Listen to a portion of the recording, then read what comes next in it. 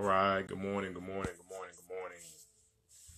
This is Milton Madison, and I'm doing my artist talk.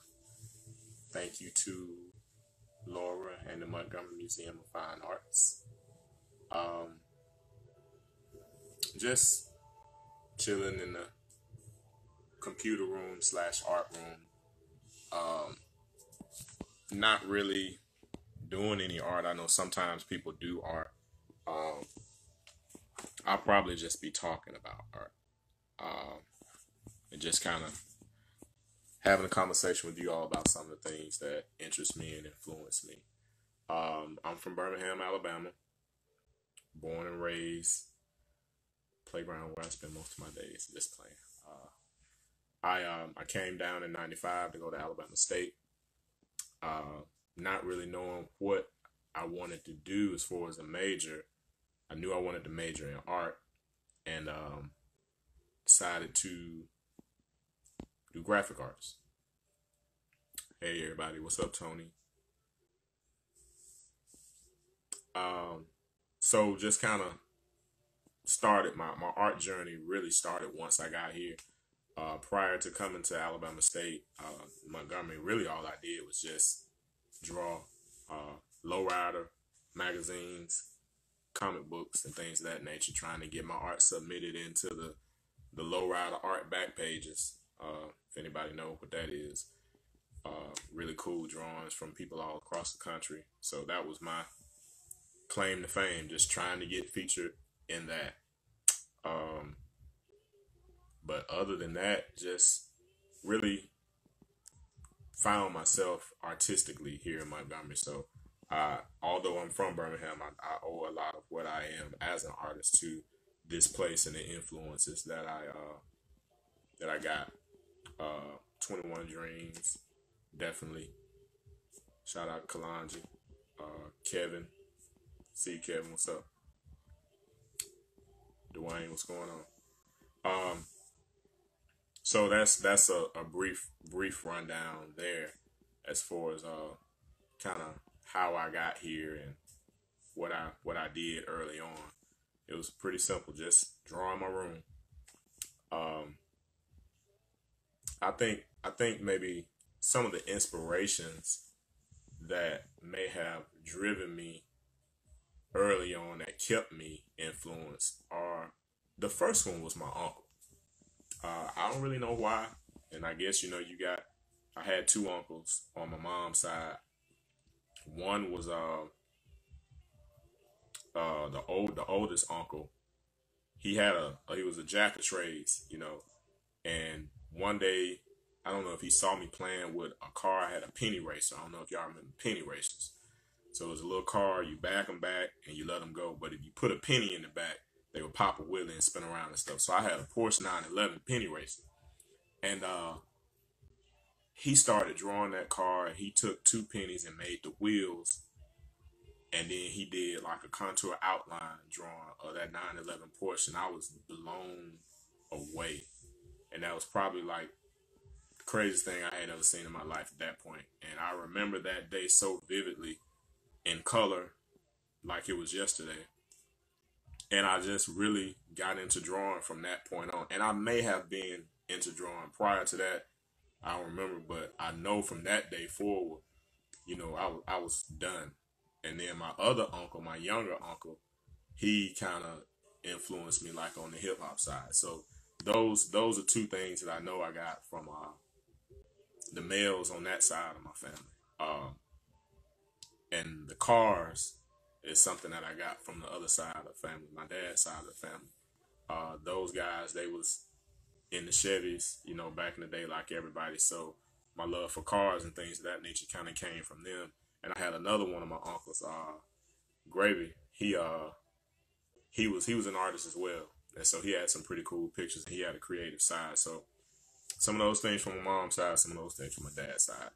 And my dad and my uncle were big jazz fans, so that's where the jazz influences and the hip hop influence from my younger uncle and my cousin. So that was kind of where those things came from. Didn't grow up with cable TV, so I'm one of those guys.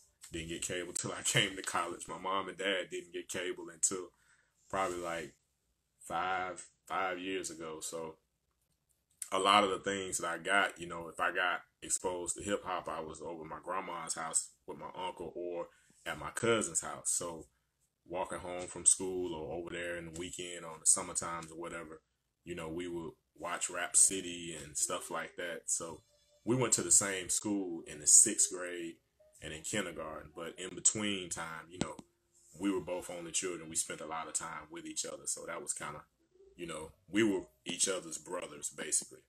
We born 2 weeks apart. So that was a lot of my influences. We kind of was always into the same things. I was in the comic books, he wasn't, but as far as our music and stuff like that. But that's kind of a brief rundown. I don't know if it's brief, but that's just kind of something about me and where my early influences came. Then, I enjoyed reading. I enjoy reading comic books. I enjoy reading a lot of stuff growing up. Being an only child, I found a lot of different things to keep me busy. So that evolved into going to college and still collecting magazines. So like I got my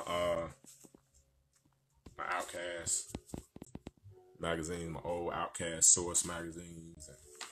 And I got a lot of pictures and things of that nature from these, growing up reading articles about people, and eventually, like I said, watching Rap City and stuff like that. But I got a tote full of Source magazines and Vibe magazines and all that stuff, and got my comic books down here. Flip the camera around.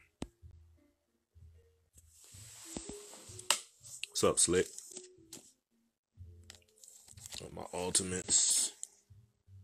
A lot of these storylines for the Ultimates is what the Marvel movies that we know kind of pull from those. Just some of my comic books, very few. I got plenty of them. House of M. This is a classic right here. A lot of people don't know about this one, but it's the origin of Wolverine. So that's Wolverine right there. That's where his love for redheads, Jean Grey, came from. That's his childhood. That's Sabretooth, arch nemesis. But that's a nice comic to have if you X-Men fan or Wolverine fan. But just wanted to show that I knocked my little stack down. What else can I talk about? Got some of my music playing in the background. Got some Coltrane playing. Thelonious, Miles, Lil Layla.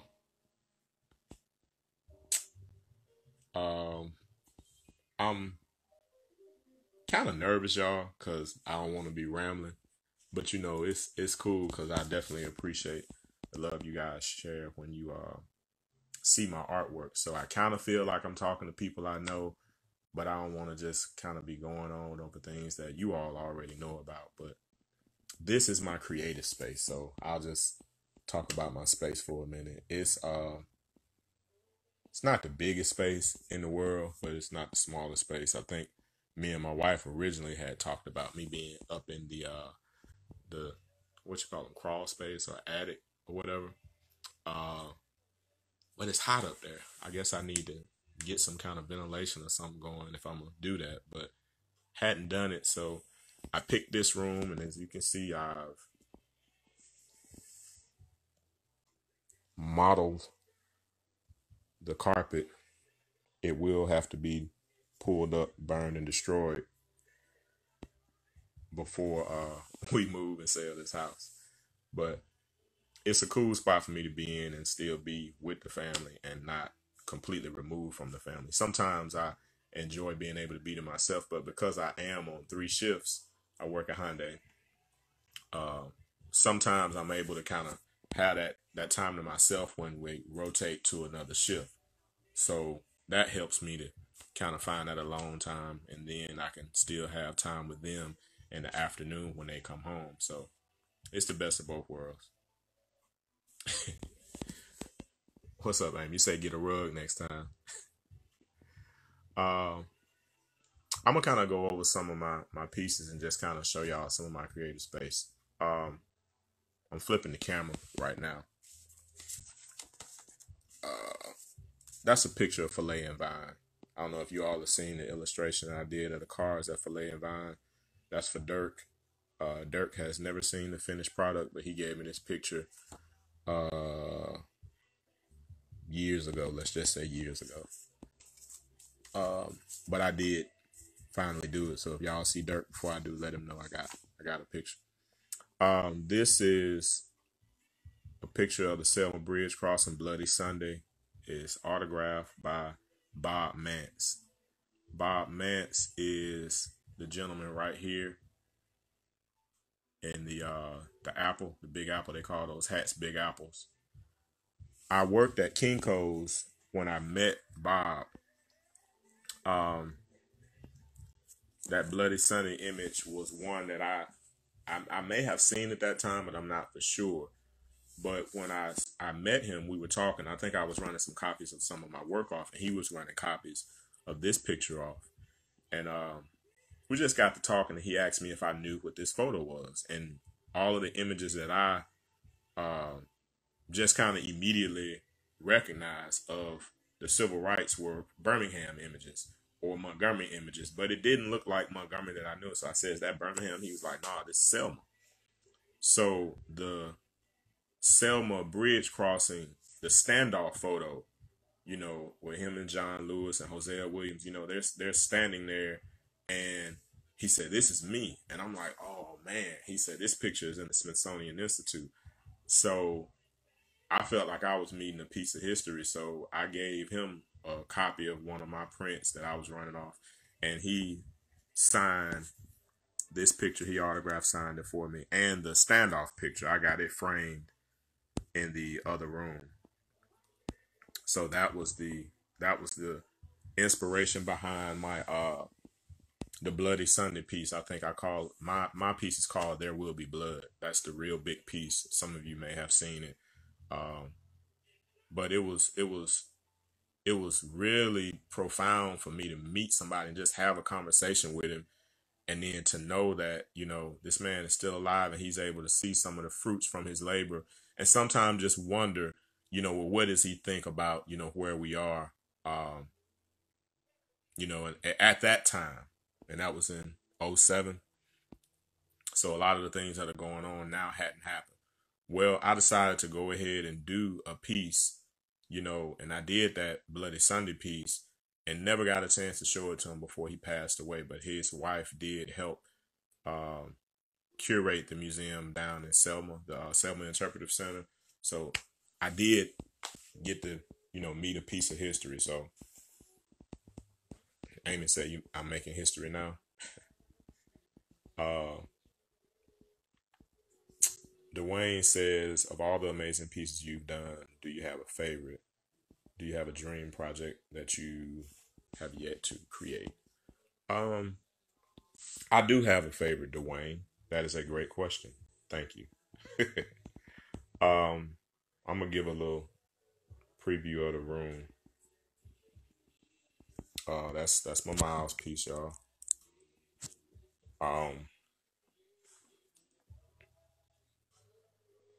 Love Miles. Mike definitely got a piece coming from that. Come Fly With Me generation. I'm that kid who was in awe of Michael Jordan. There's some old watercolor, acrylic wash, older pieces that I had, and some people have seen those, some haven't, CDs. I collected CDs. I got Hot Wheel cars back there. I used to do model cars too. I don't think I have any model cars in here, but I did lowrider model cars. It's my biggie. It's a sneak peek of something y'all don't supposed to see down there, but I'll move on. That's my sharecroppers piece. That piece meant a lot to me because, again, stories passed on and told from uh, people that actually went through those things. My mother-in-law was a sharecropper, um, and she told me that she picked cotton for white people, and I was just completely blown because I'm like, dang, thinking that's not, the that just seems so far removed from what I thought time was, but that time was actually a lot closer than I realized. And so, she just shared some of those stories, and she said that they didn't realize that they were doing anything wrong per se. They were living on their land, and that was part of the exchange. That they did that. So that inspired me to paint that piece. It's my Biggie piece from my hip hop show. That's my Dexter and Bainbridge, Claudette Colvin. It's a commission that I'm working on. Some watercolor, a little paint station, staging area. This is my newest piece, We the People. It started as a COVID-19 piece, focusing on the essential workers and things and everything that was going on. Those little specks or particles of COVID flying in the air, the little superimposed germ that they show. I was just looking to be able to say something once we got those 2 months off. Really didn't know what to say, really didn't know how to say it, and just started drawing and painting. And then the slaughters started happening like they do every summer or so. It just, I coined the term the summer of slaughter. It's just, it rears its head every once in a while, and the reactions happen. So this eventually evolved into what you see now. So trying to pay homage to some of the people whose names we will forever remember because of the atrocities that they've been victim to. I decided to title this piece We the People, and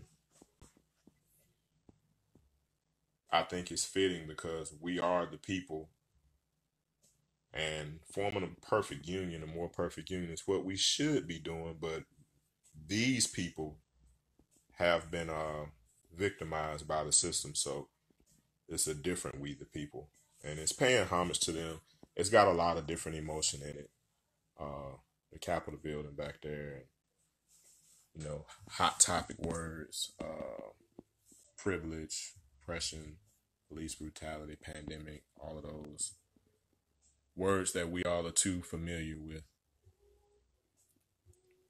I enjoyed doing this piece. It was bittersweet because I really, sometimes just how I felt, I really just wanted to throw paint on it and just show more rage because of how I was feeling. So instead of doing that, I tried to kind of find some pieces that I could just kind of nut up on and just kind of go super creative and not have to worry about being neat. And that was one of those pieces. So that's a rage piece that's just kind of trying to express how I feel without being so neat. I think I have a fixation with kind of trying to be too, I don't know what's the word, maybe too control. I like to be able to loosen up. That was me and Sonny said loose was going to be my keyword for last year. So this was one of my pieces. And back to Dwayne's question, favorite piece. Yes, this is my favorite piece. This was me exploring that looseness. Outkast, best hip hop group ever, in my opinion. Don't debate me, don't at me. Um, Me and my cousin growing up as brothers, both only children, just sitting back riding to my granddad's Cavalier, listen to the Players Ball single on CD, and thinking we was Big Boy and Andre riding around Birmingham, bumping a CD player with the tape cassette adapter. And so to have the opportunity to do a hip hop show, I definitely had to pay homage to these guys, and always wanting to be able to do some graffiti, but kind of trying to be obedient to the law and not get arrested, not having a place. Um, I was able to kind of do that looseness or do that style that I grew up seeing in magazines in New York and stuff and on the side of trains. So I wanted to try to incorporate that on this piece. And so I was able to loosen up a little bit on this piece. And so some of the things that you see in some of my work, some of them are a little bit more detailed, like that one. And then some I've tried to be able to let the work fill itself out a little bit more, me be able to fill it out. Um, just some more corners of my room. So what my time looking like? Can't see where my time is. I'm sorry. Okay. Y'all got any questions, anything that y'all wanna ask in particular? My bad. Gotta switch the camera.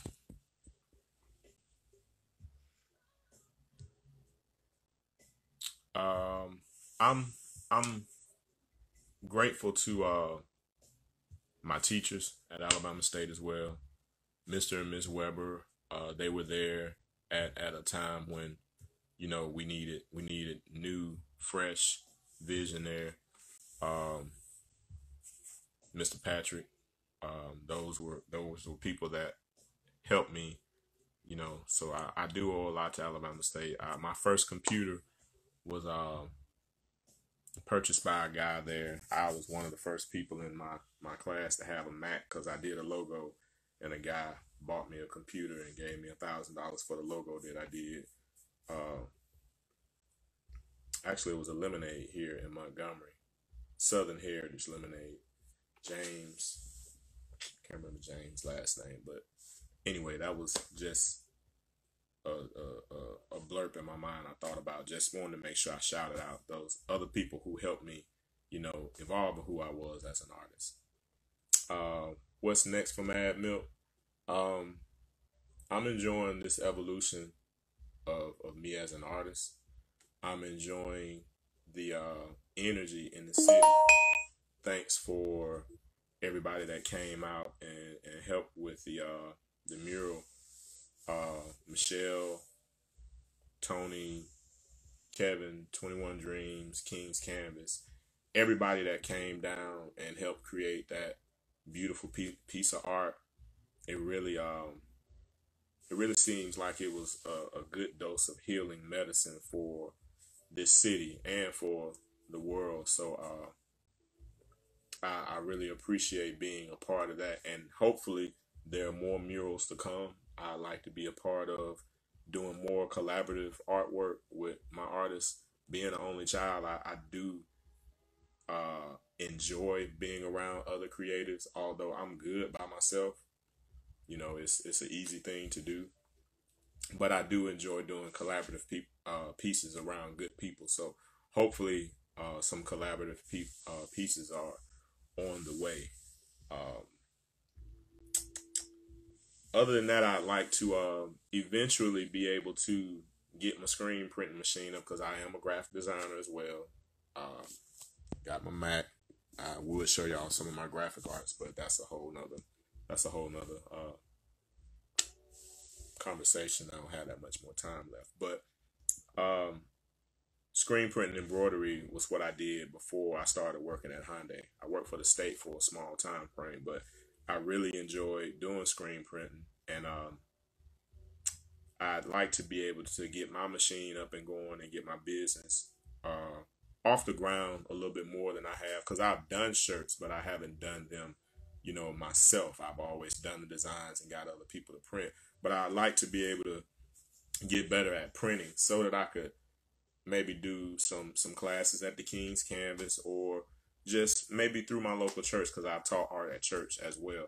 But I like to show kids graphic arts and expose them to being able to create images digitally and transfer those images to logos and then shirts, so they can start their own businesses and be able to see, hey, there's more to art than just this, or there's more to art than just this.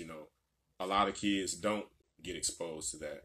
Some do, some don't. I didn't have any art until I got to college, so really not for sure what the school systems are doing now. But to answer Kevin's question, I'd like to be able to do, yeah, maybe at the museum. I'd like to be able to do some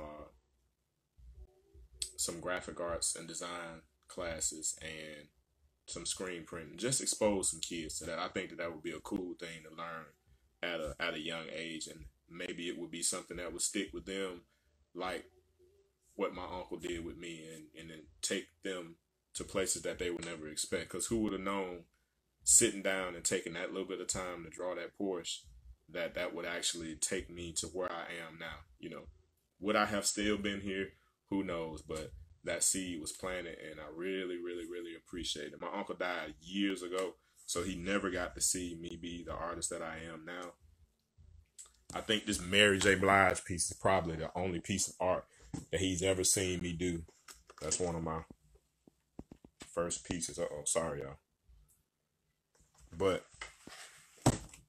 that's one of those things that I'd like to be able to do, as well as just continuing with my art. So I appreciate the time. I appreciate y'all asking questions. Yeah, we do need a screen printing workshop. I appreciate all of the good work you guys do, man, and just keep the good energy, keep the positive energy. Let's continue to support each other. Continue to be creative. Push your creative boundaries. I'm trying to do the same. Stay positive. Continue to express yourself, your energies, good and bad. Try to keep it positive, but sometimes you got to get in the car and scream to the top of your lungs. I tell people that is a way of therapy. Get in your car and just scream sometimes, but express yourself through art and continue sharing your artwork. And I love y'all. Thanks for your time.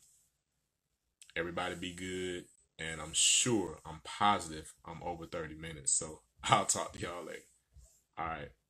Thanks, Laura. Thanks, Montgomery Museum of Fine Arts. 21 Dreams. King's Canvas. Michelle. I am more than. Peace.